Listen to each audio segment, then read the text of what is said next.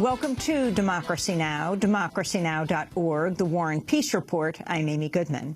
The official death toll from the Ebola outbreak in West Africa has topped 5,000, with another 14,000 stricken with Ebola.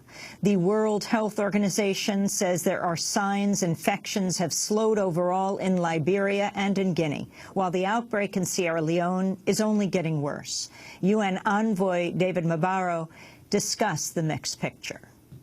The signs are that in parts of West Africa where the elements are put in place, where communities are fully involved in the response, there is a slowing of the outbreak, fewer cases appearing each week.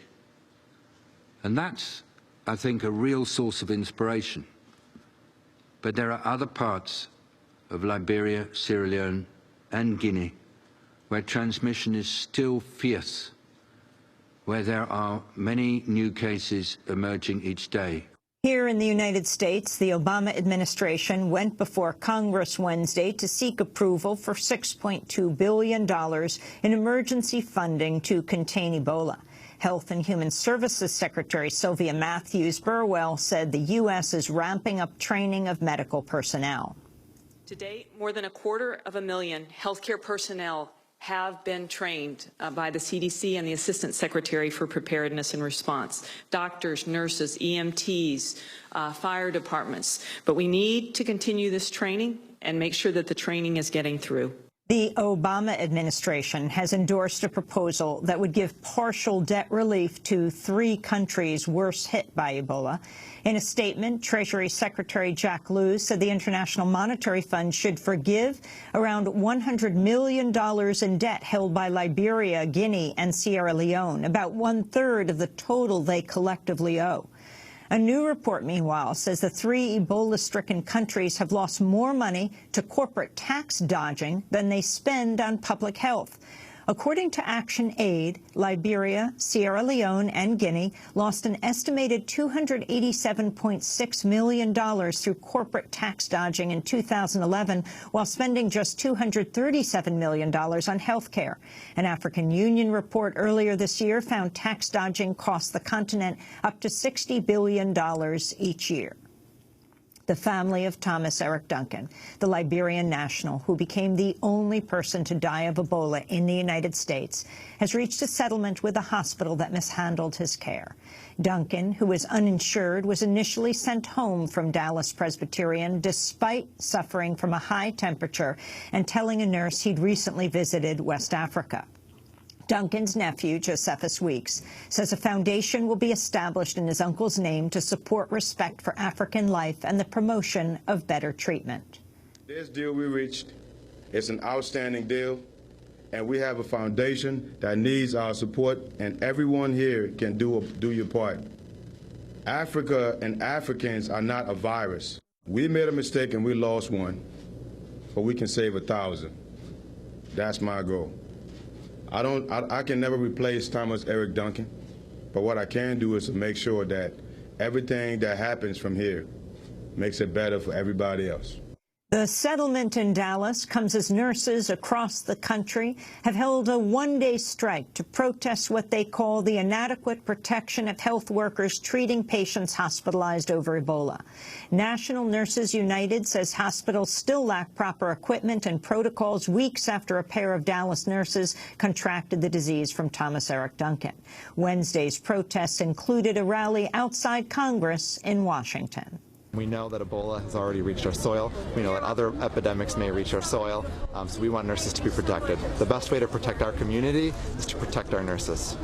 The UN Security Council has met over the conflict in Ukraine following renewed violence threatening a 2-month-old truce. The separatist stronghold of Donetsk has seen its heaviest shelling since pro-Russian rebels and the government in Kiev reached a ceasefire in September. NATO is accusing Russia of a major military escalation inside Ukraine, sending tanks, weaponry, and combat troops across the border. Addressing the Security Council, U.S. Ambassador Samantha Power said Russia's violating its commitments. The question is what we, the international community, will seek to do to prevent yet another frozen conflict in Europe manufactured by Russia. The Minsk agreement was brokered under the auspices of the international community. As such, there must be consequences when Russia flouts the commitments it made and continues to destabilize its neighbor. The opposition-backed Free Syrian Army has rejected a UN proposal to halt fighting in the besieged city of Aleppo. The plan laid out by Staffan de Mistura would allow for the delivery of humanitarian aid and the potential launch of wider peace talks between the rebels and the regime of Bashar al-Assad. Speaking at the UN, de Mistura outlined some potential steps. The need for focusing on the real threat of terrorism as defined by the resolution of the Security Council. Second is to reduce violence, and I'll come back to that one. The three, through the reduction of violence, try to reach as many people as possible in Syria and outside Syria who have been suffering from this ongoing conflict, and through that, hopefully facilitate it and use it as a block in the direction of building block of a political solution. UN Special Envoy to Syria de Mistura says the regime of Bashar al-Assad has shown constructive interest. But speaking to Al Jazeera, a commander with the Free Syrian Army rejected the UN truce offer, saying it will only strengthen Assad. A truce in Aleppo between government forces and rebels could help thwart an advance by the Islamic State, which has already attacked nearby opposition areas. New figures, meanwhile, show U.S.-led airstrikes in Syria have killed at least 865 people since they began nearly 2 months ago. The toll includes nearly 750 Islamic State fighters and 50 civilians. The British-based Syrian Observatory for Human Rights says the actual number could be much higher. Israel's approved a new round of illegal settlement construction in East Jerusalem. On Wednesday, the Israeli government authorized the building of some 200 new homes in the Arab neighborhood of Ramat. The move comes amidst continued unrest in Israel and the occupied West Bank over Jerusalem and its holy sites. In Washington, State Department spokesperson Jen Psaki said the U.S. is deeply concerned by the decision. We are deeply concerned by this decision, particularly given the tense situation in Jerusalem, as well as the unequivocal and unanimous position of the United States and others in the international community opposing such construction in East Jerusalem. These decisions to expand construction have the potential to exacerbate this difficult situation on the ground, and they will not contribute to efforts to reduce the tensions. President Obama is in Burma today, the second stop of his Asia tour and his second trip to the country in 2 years. Obama's three-day visit comes amidst a renewed crackdown by the ruling junta on journalists and dissidents and continued repression of Muslims in the western state of Rakhine. 6 of the world's largest banks have been fined a collective $4.3 billion for manipulating the foreign exchange market. HSBC, Royal Bank of Scotland, JP Morgan Chase, Citigroup, UBS AG, and Bank of America were found to be negligent in traders' collusion around global currency. Martin Wheatley of Britain's Financial Conduct Authority unveiled the penalties. The traders put their own interests ahead of their customers.